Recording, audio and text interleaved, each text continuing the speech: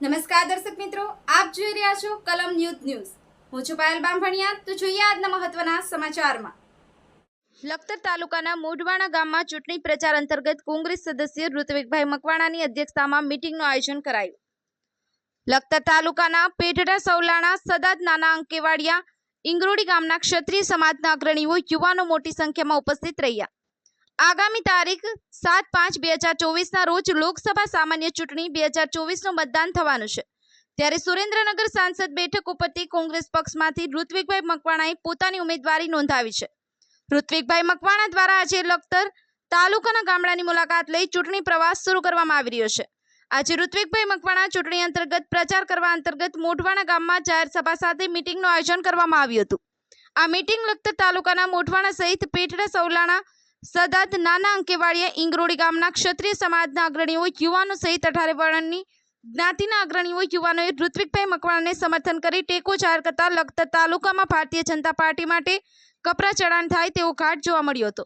આ મીટિંગમાં સાંસદ સભ્યના ઉમેદવાર ઋત્વિકભાઈ મકવાણાનો સાથ સોલંકી શક્તિસિંહ રાણા, કેમરભાઈ નૈત્રા, હતેન્દ્રસિંહ ઝાલા મોઢવાણા સહિત મોટી સંખ્યામાં ક્ષત્રિય સમાજ સહિત અન્ય સમાજના અગ્રણીઓ યુવાનો ઉપસ્થિત રહ્યા હતા અને નારા લગાવ્યા હતા। ऋत्विकभाई तुम आगे बढ़ो, हम तुम्हारे साथ हैं।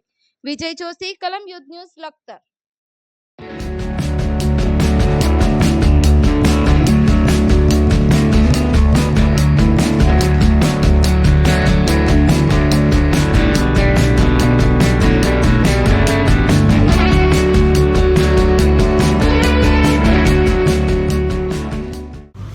આખા પરિવારનું સૌથી મોટું યોગદાન એ આપણા સમગ્ર ઝાલાવાડ પંથકની અંદર જે ગરીબ પછાત પરિવારના જે વિદ્યાર્થીઓ હતા એ બધા જ વિદ્યાર્થીઓને ભણાવવાનું પુણ્ય, સેંકડો હજારો વિદ્યાર્થીઓને ભણાવવાનું પુણ્ય આ પરિવારને પ્રાપ્ત થયું છે।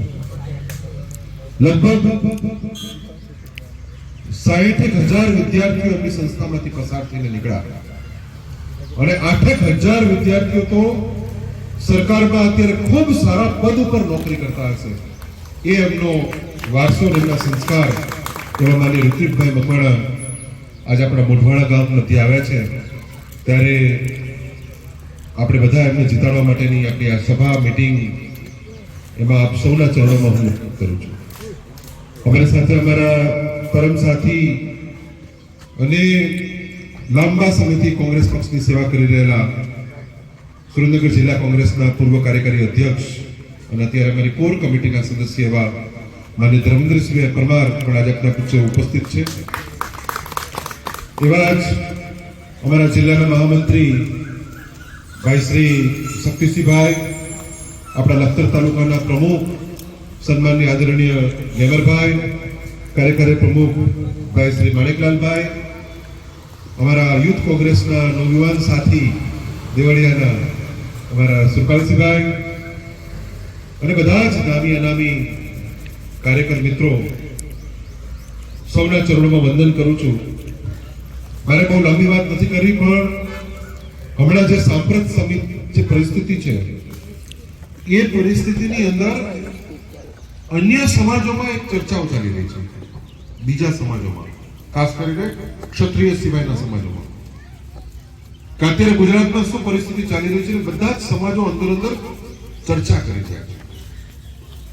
આજે ખાતેદાર થઈ હોય, કોઈની પણ પાસે જમીન હોય તો બધી મૂળ જમીન તો રાજા રજવાડાઓ પાસે હતી, એમાંથી બધા ખાતેદાર થયા, એવો સમાજ અને એ સમાજની અસ્મિતાને ઠેસ પહોંચી। અને એકદમ સાચી વાત, માત્ર હું તો કહું છું ક્ષત્રિય સમાજની નહીં, તમામ સમાજોની અસ્મિતાને ઠેસ પહોંચી।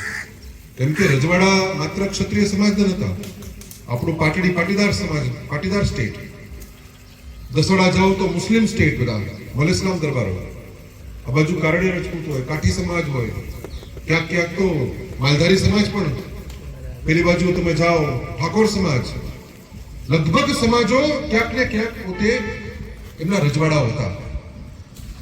અને એ રજવાડાઓ વિશે જે ટિપ્પણી કરવામાં આવી એને આપણે દોહરાવી નથી, જે ટિપ્પણી કરવામાં આવી અને ત્યારે ખૂબ શાંતિથી પ્રેમથી સમાજે વિનંતી કરી કે આ વસ્તુ ખોટી થઈ છે અને તમે આમને બદલી કાઢો. એક માણસને બદલવાની વાત કરી.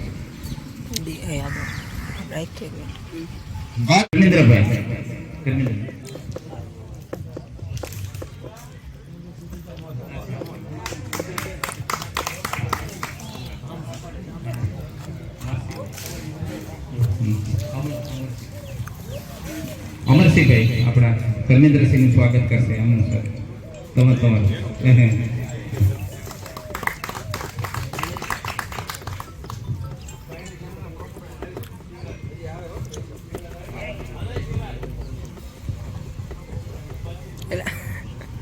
સુરેન્દ્રનગર જિલ્લા કરણી સેનાના પ્રમુખ શ્રી શિવરાજસિંહ આપણા ઋત્વિજભાઈ મકવાણાનું સ્વાગત કરશે. તેમજ નવસાદભાઈનું પણ કરણી સેનાના પ્રમુખ શ્રી દ્વારા સ્વાગત કરશે. કરણી સેનાના જિલ્લા પ્રમુખ શ્રી આપણા માનનીય ધારાસભ્ય શ્રી નવસાદભાઈનું સ્વાગત કરશે. અહીં આપણો સ્વાગત વિધિનો કાર્યક્રમ પૂર્ણ જાહેર કરી છે.